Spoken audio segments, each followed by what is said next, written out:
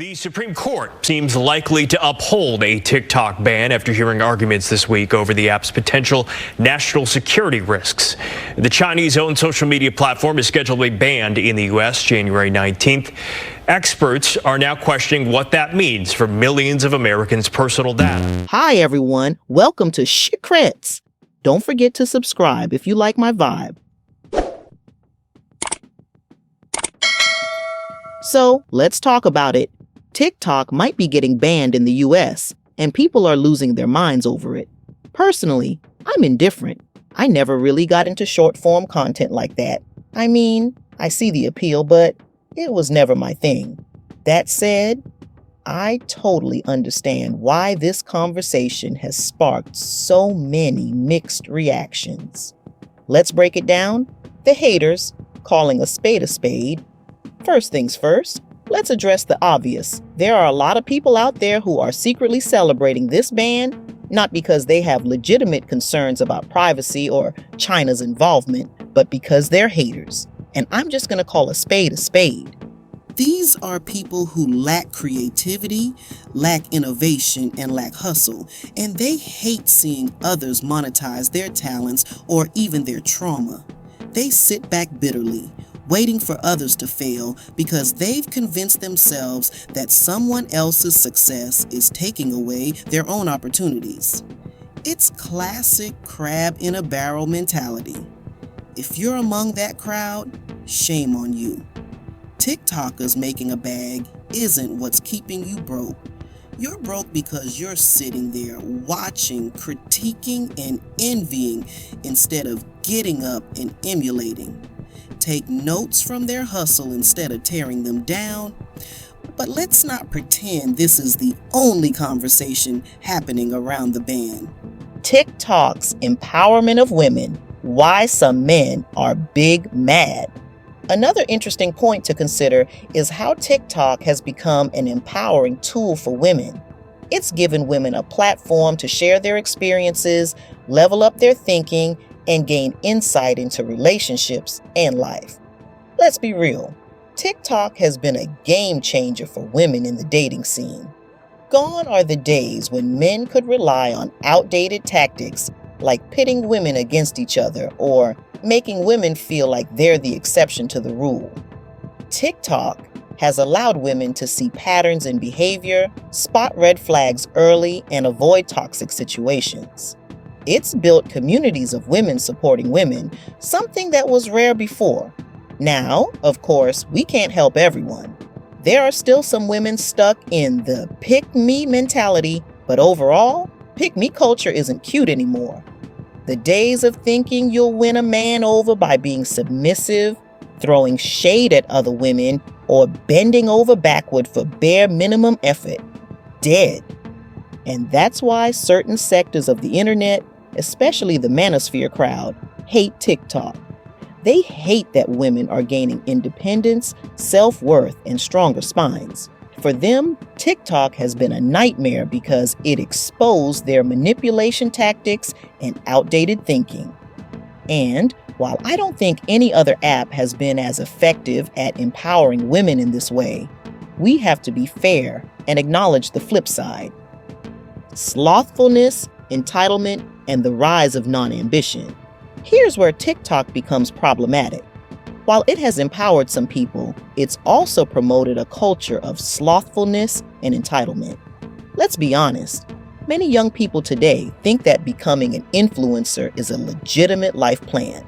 There's a growing trend of people opting out of traditional education, refusing to learn practical skills, and turning their backs on blue-collar work because they believe they'll get rich on social media.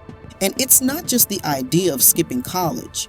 People are now turning down jobs that are absolutely necessary because they think those jobs are beneath them because of the salary. And we're talking about people who don't even have the credentials for higher wages. They've convinced themselves that they deserve luxury lifestyles simply because they see influencers online with Chanel bags, luxury cars, and designer clothes. But here's the harsh reality. Most influencers aren't even living that life. Many are in debt, struggling behind the scenes, or even renting those luxury items for appearances. Even worse, some are faking it. But TikTok's curated highlight reels have people chasing a fantasy that doesn't exist.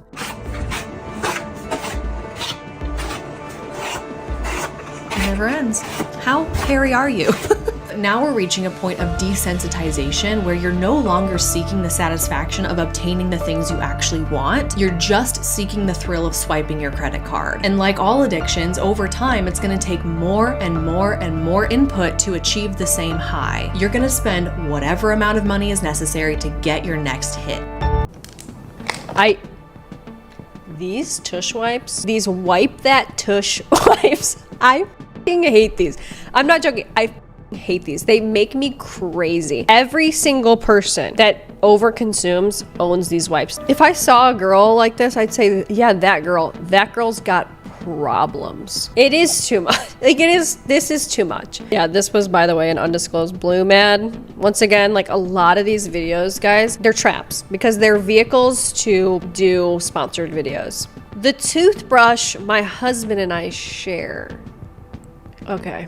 See, this is disgusting. Get a different toothbrush. Like, objectively, this is disgusting. A lot of these underconsumption videos, I would say actually a majority of them come across as very self-righteous. It makes me want to do the opposite. It makes me want to go run out and buy 10 toothbrushes. Be with me while I talk about my shopping addiction. One time, I wanted a purse so bad, but I didn't have any money in my bank account. I think I had $24, and the purse that I wanted was $500. I wanted it so bad that I literally called my sister and I asked her for her social security number. I asked her if I could open up a credit card under her name so that way I could buy this purse. This is the definition of it's gone too far.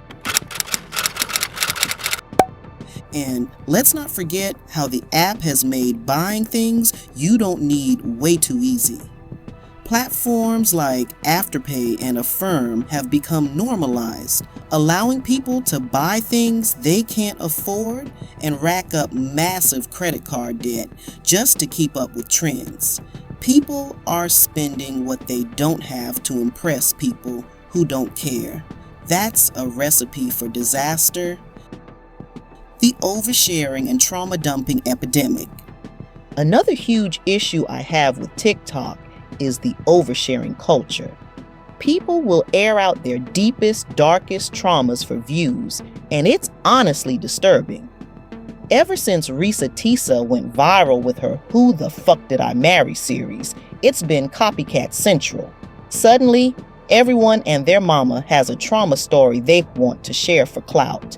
And while I won't deny that these stories can be entertaining in a guilty pleasure kind of way, it's unsettling to watch adults sell their trauma and privacy in such a distasteful way.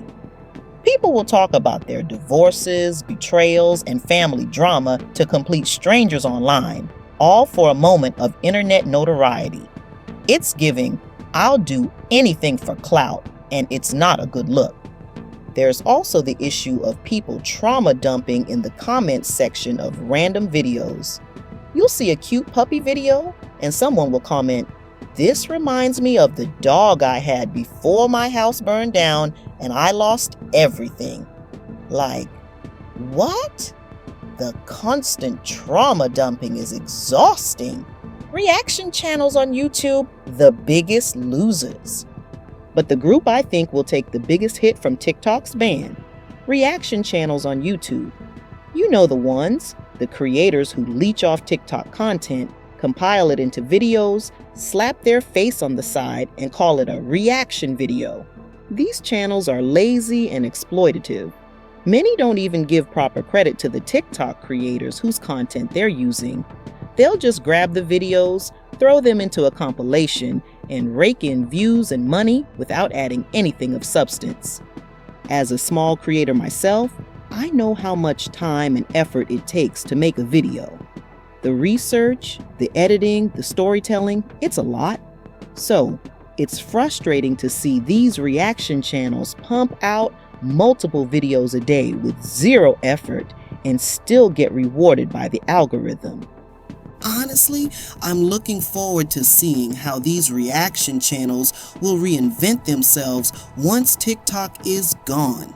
Because I fully expect TikTokers to migrate to YouTube, and when they do, they're not going to let these reaction channels steal their content without a fight.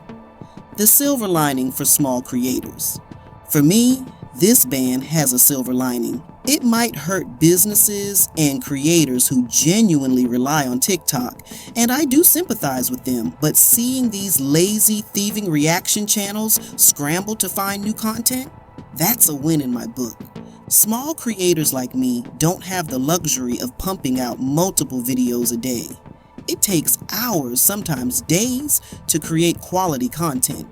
We're playing a different game, one that requires creativity, research, and integrity. So, watching these reaction channels struggle to stay relevant without TikTok content to leech off of, chef's kiss. So, where do I stand on the TikTok ban? I'm torn. I understand why so many people are sad and angry about it. TikTok has been a source of creativity, community, and empowerment for millions of people. But it's also been a breeding ground for entitlement, laziness, and unhealthy consumption habits. At the end of the day, I think the ban will force a lot of people to reevaluate their priorities. Maybe we'll see a shift back toward valuing education, hard work, and genuine creativity. Or maybe people will just migrate to the next platform and start the cycle all over again. What do you guys think? Are you sad to see TikTok go? Or do you think it's time for a reset? Let me know in the comments, and don't forget to like, share, and subscribe if you like my vibe. Until the next video, stay mindful, stay thoughtful, and stay evolving. Bye.